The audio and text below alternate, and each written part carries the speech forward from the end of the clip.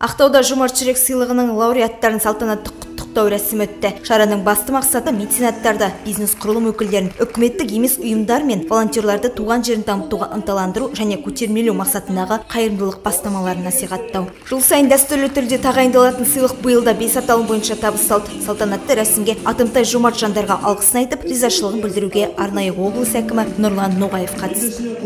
Сіздер қайырымдылық көрсеткенде, қолдау көрсеткенде біреу менің атымды атасыншы деп істемейсіздер. Жан жылуларыңызбен, жүрек қалауларыңызбен атқарасыздар сол істі. Қайырымдылық бұл рухани құндылықтарды материалдық дүниеден жоғары қоя білу. Қазақ айтады, дүниенің шегіне жетпейсің дейді. Ал осы қазақша айтқанда қамшының сауындай ғана қысқа өмірде біреуге қолдау көрсете білу, қайырымдылық жасай білу, бұл үлкен абыройлы іс.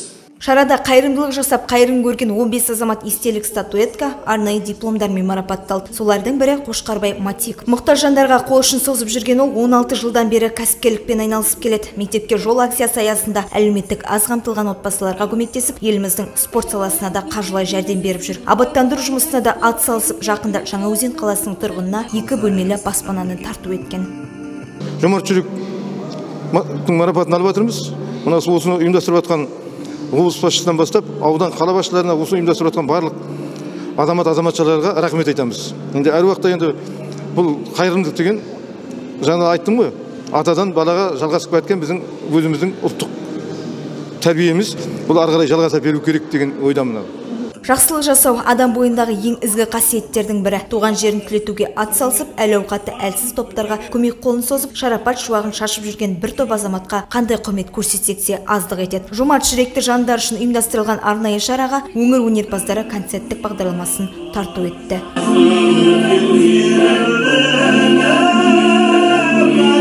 Гүлжан Нұржан, Мұқағали Нұрдәулет, Ақтау Ньюс.